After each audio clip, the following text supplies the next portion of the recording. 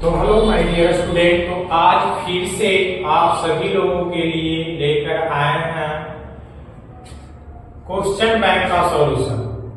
क्योंकि आप अगर मैथ में अभी भी आप लोग स्ट्रांग न हैं, पूरा चैप्टर नहीं पढ़ पाए हैं, तो कम से कम आप जितने भी प्रीवियस ईयर का सवाल है उसको भी अगर आप लोग सॉल्यूशन कर लेते हैं तो मैथ में बहुत अच्छा नंबर आ सकता है। और जो मैथ में कंप्लीट कर लिए हैं सारा ये की टॉपिक, तो उनके लिए भी बेहतर होने वाला है, अधिक से अधिक नंबर ला सकते हैं मैथ में। तो जो प्रीवियस ईयर का सवाल है उसको हम सॉल्यूशन करने जा रहे हैं। आप लोग इस वीडियो पर बने रहें और आप भी इसका सॉल्यूशन करें।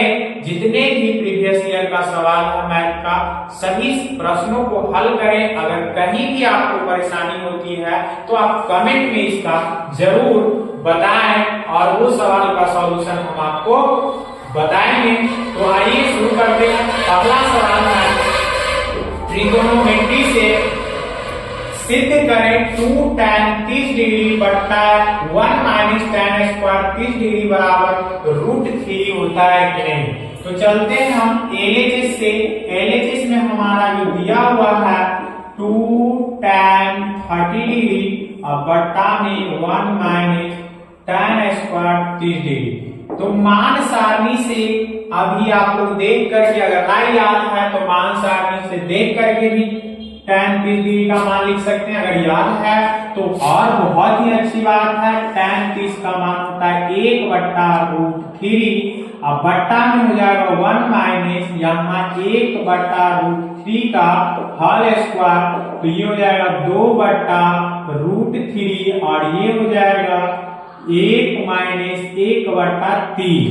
अगर आगे इसका हल करेंगे तो हमारा आंसर आएगा 2/√3 और बट्टा में ये 3 माइनस 1/3 यानी 2।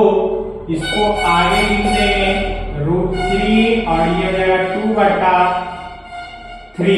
तो ये 2 से ये 2 कट जाएगा और ये उलट जाएगा तो 3/√3। तो कह सकते हैं 3 को हम लिख सकते हैं ना, √3 into √3। तो ये हो जाएगा √3 को मर्तबे में काट देंगे 3 को, तो हमारा आ जाएगा √3 जो कि हमारा RHS आ गया है। तो कह सकते हैं ये प्रूव्ड हो गया। अगला सवाल देखना। इस तरीके के सवाल आपको हर बार पूछा, रूट में एक बार माइनस एक बार प्लस करके, तो इसका तो आप परिमेयकरण करके बना सकते हैं, या हम अपना शॉर्ट वीडियो में डाले हैं कि अगर यहाँ साइन दिखा तो कुछ नहीं करना है, सिर्फ कॉस से डिवाइड कर देना है दोनों में। तो 1/, हो जाएगा cos A और माइनस हो जाएगा sin A बट्टा cos A। तो जो हमारा आंसर आएगा आ जाएगा sec A और इंटू में है माइनस में है तो माइनस नहीं करेंगे, क्योंकि यहाँ माइनस का चिन्ह रहेगा तो माइनस ही लिखेंगे।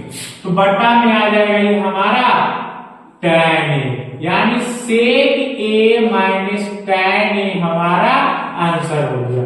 अगले सवाल की ओर बढ़ते हैं हम लोग।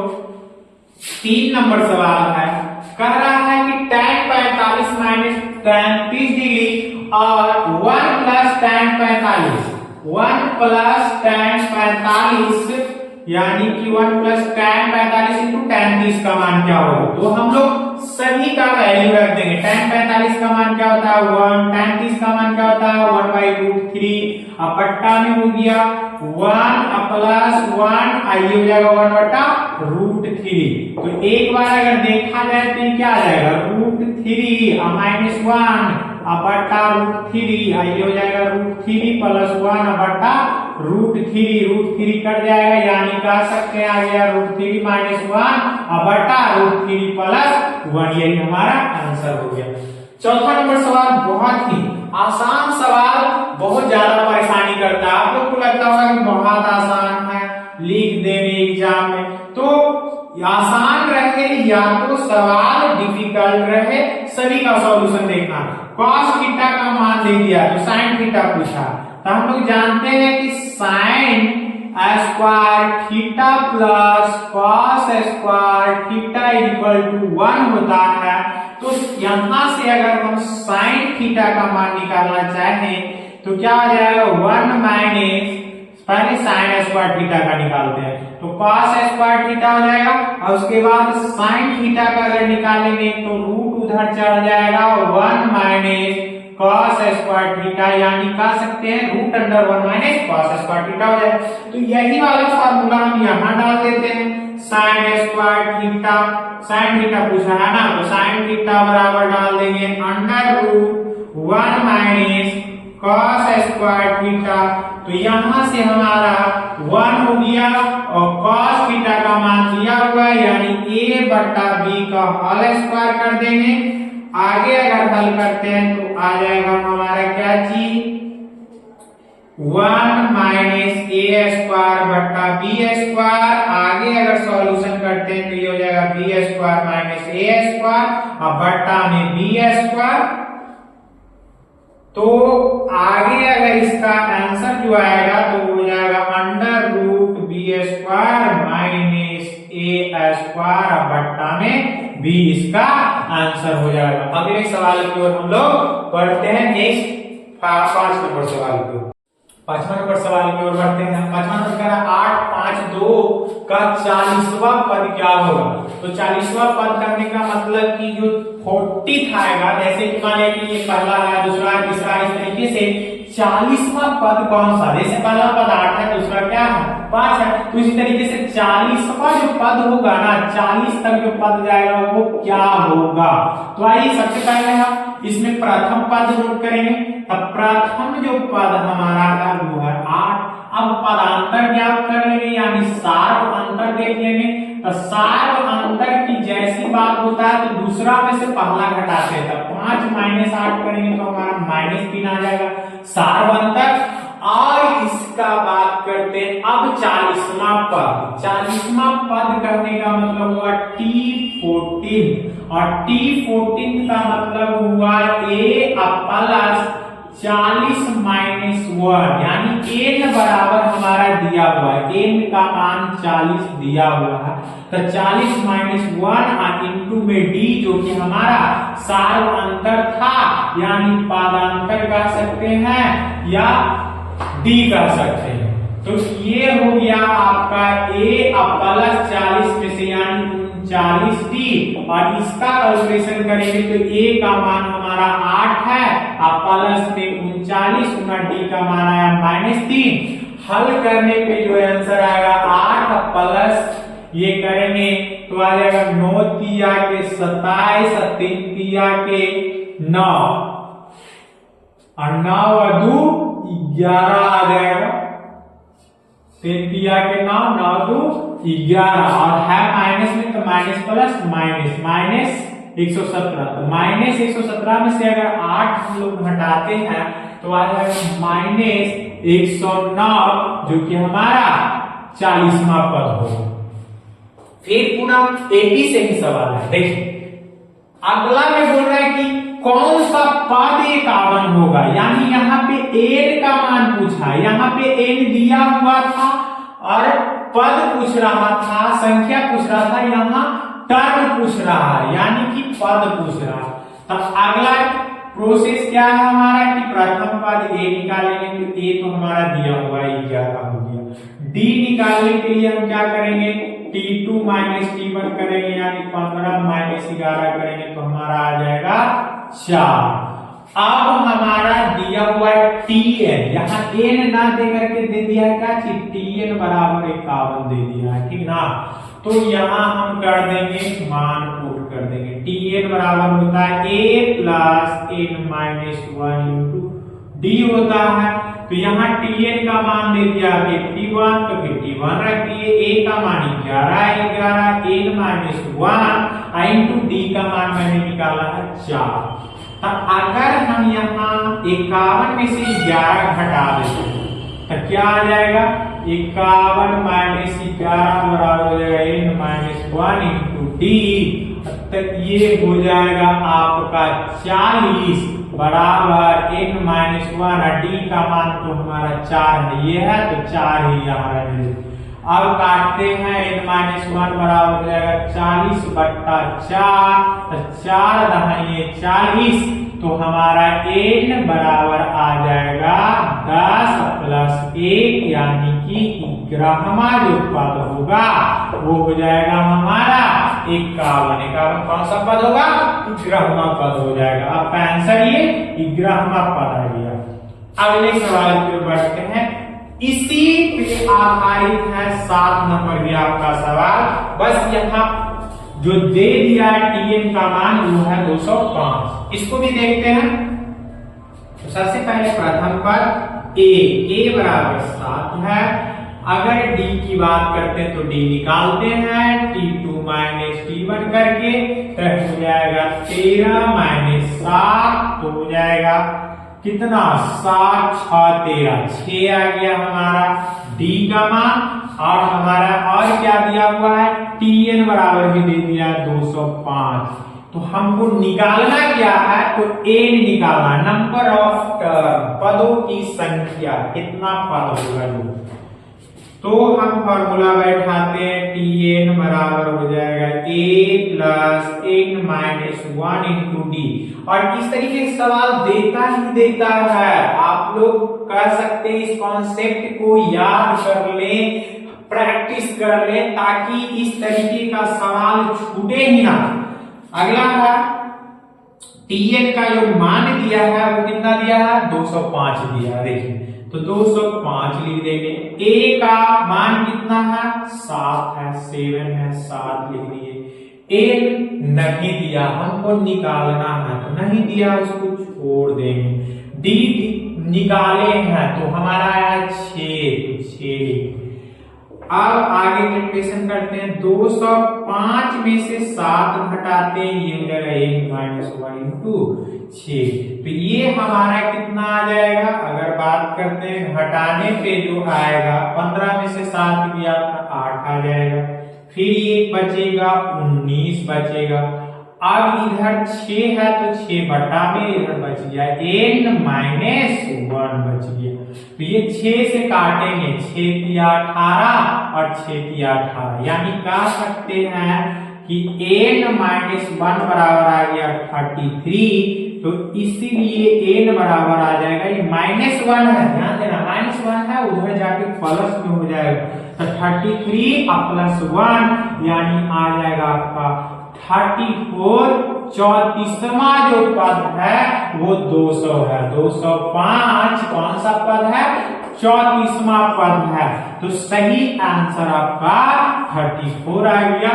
इस तरीके के सवाल आगे भी अगर आता है तो बनाए जरूर। अगला सवाल की ओर चलेंगे। नेक्स्ट चलिए, अगला सवाल है 8 नंबर का। एक वृत्त के चतुर्थांश का क्षेत्रफल ज्ञात करें जिसकी परिधि 22 सेंटीमीटर है। ये सवाल बार बार रिपीट कर रहा है। इसको तो मान लीजिए कि VVI है, कई बार पिछले देखा जाए तो 2020 में भी आया है, 21 में, 22 में, 23 में भी ये पूछ दिया ये सवाल। तो कह सकते हैं कि ये सवाल बहुत ही इंपॉर्टेंट है और बहुत ही आसान सा सवाल है। ध्यान देना, परिधि दिया हुआ है तो आप लोग जानते होंगे कि वृत्त की परिधि जो बराबर फॉर्मूला होता है वो होता है क्या? 2 पाई r।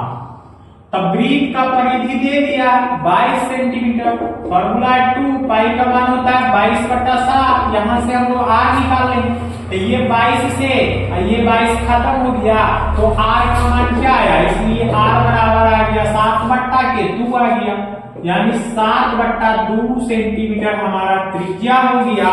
तो क्षेत्रफल ज्ञात करना, तो क्षेत्रफल आसानी से चतुर्थांश बुला, तो चतुर्थांश का मतलब होता है 1/4। तो 1/4 लिख देते पूरा आप लोग के लिए। वृत्त की चतुर्थांश का क्षेत्रफल 1/4 गुना पाई r स्क्वायर। तो 1/4 को हो जाएगा, पाई के मान 22/7 हो जाएगा और 7/2 के स्क्वायर अगर करेंगे तो 2 बार लिख देते हैं 7/2। तो ये 7 से तो ये 7 खत्म हो गया। अब इसको भागा देना है, तो भागा देने से पहले हम काट लेते हैं, ये काट जाएगा 11 मरतबे, तो आ जाएगा हमारा 77 बट्टा 4 गुना के 8। अब आया कि भाग देना है, तो भाग देंगे हम लोग किससे, 8 से देते हैं 77 में, तो 8 का 72 हो गया, आ गया यहाँ 5.0 देंगे, तो 8 छका 48, फिर 2 आ जाएगा, तो 8 गुना के 16 और 8 पचे 40, यानी कह सकते हैं जो आएगा हमारा आंसर 9.625 सेंटीमीटर स्क्वायर में, क्योंकि क्षेत्रफल है। तो ये आपका अगला सवाल की ओर बढ़ते हैं। यदि संख्याएं दिया हुआ है 2n-1, 3n+2 तथा 6n-1 एपी में है, तो एपी में हम लोग जानते हैं कि लगातार संख्याओं में से अगर सार्वअंतर जो होता है वो बराबर होता है, तो हम सार्वअंतर निकालेंगे डी, तो डी निकाले लेंगे t2 - t1, तो t2 वाला पहले फार्मूला बैठाते हैं, t2 - t1 बराबर हो जाएगा t3 - t2, तो t2 हमारा क्या है, ध्यान से देखना, t2 है 3n+2 है, चलो लिख देते हैं 3n+2 माइनस है t1 हमारा क्या है 2n-1 है, 2n-1 लिख दिए, t3 क्या है 6n-1 माइनस है, t2 क्या है, t2 है 3n+2 है। अब इसका सॉल्यूशन कर देंगे, तो हो जाएगा 3n+2 -2n -1 ये हो जाएगा 6n-1 और -3n+2 हो जाएगा। अब यहां से हम लोग देखते हैं कि ये 2 में से तो 3 में से 2 जाएगा, तो 1 बचेगा, तो n प्लस ये 3 हो गया, अब ये हो जाएगा 3n और माइनस यहाँ 2 हो जाएगा, क्योंकि माइनस से मल्टीप्लाई करेंगे तो -3 हो जाएगा। अब यहां से बात करते हैं कि ये n को इधर और 3 को इधर कर देंगे, तो यहां से जो हमारा आएगा ध्यान देना है 3n जो है, तो ये n को उधर 3 को n करेंगे, तो आ जाएगा हमारा 3n और -n बराबर 6 आ जाएगा, तो ये हो जाएगा 2n बराबर 6, तो इसलिए n बराबर 6/2, तो 2 3 के 6 यानी 3 आ गया, तो n के मान 3 आ गया, तो कह सकते हैं कि हमारा कौन कौन सा था पद, हमारा पहला था t1 बराबर 2n-1, तो 2 गुना 3 -1 करेंगे, तो 3 गुना 6 में से 1 जाएगा, तो 5 आ गया। दूसरा क्या था 3n+2 था, तो 3 गुना 3+2, तो 3 3 के 9 और 9 में 2 जोड़ेंगे तो 11 आ जाएगा। तीसरा हमारा क्या था, तो 6n था, ध्यान देना 6n, तो 6 गुना 3 करेंगे और -1, तो 18 में से 1 जाएगा, तो कितना बचेगा 17 बचेगा। तो एपी का क्रमागत पद हमारा क्या आ गया 5 आ गया, 11 आ गया, 17 आ गया, डॉट डॉट डॉट एपी में है। यही अगला सवाल की ओर बढ़ते हैं। 10 नंबर सवाल बहुत ही लाजवाब सवाल है। तो कह रहा है त्रिज्या दिया हुआ है इसका, एक गोला है और गोला की त्रिज्या 7 सेंटीमीटर दे दिया है, तो आयतन पूछा। बहुत ही सिंपल से आप फॉर्मूला जानते होंगे, तो डायरेक्ट लिखना है। यहाँ दिया हुआ है त्रिज्या दिया हुआ, त्रिज्या दिया हुआ ये लोग लिख देते हैं, त्रिज्या दे दिया है 7 सेंटीमीटर, यानी कि कह सकते हैं r का मान दे दिया है, क्योंकि इतना, इसलिए गोले का आयतन लिखेंगे, गोले का आयतन। तो गोले का आयतन की अगर बात करते हैं तो होता है 4/3 पाई r³। तो 4/3 हो गया, पाई के मान 22/7 हो गया, r का मान है 7, तो 3 को 7 लिखेंगे, 7 × 7 × 7। अब यहां से बात करते हैं कि कट्टे कुट्टी करें तो 7 से 7 तो कट जाए, अब बाकी हमारा जो बच गया उसको क्या कर देंगे, गुना कर देंगे, और गुना करने पर जो हमारा आंसर आएगा वो आ जाएगा, कह सकते हैं काटने के बाद इसको तो गुना कर देते हैं, ये हो जाएगा 22×4 = 88 और 49 और बट्टा में 3, दोनों को गुना करेंगे तो गोला का आयतन क्यू में होता है, तो हो जाएगा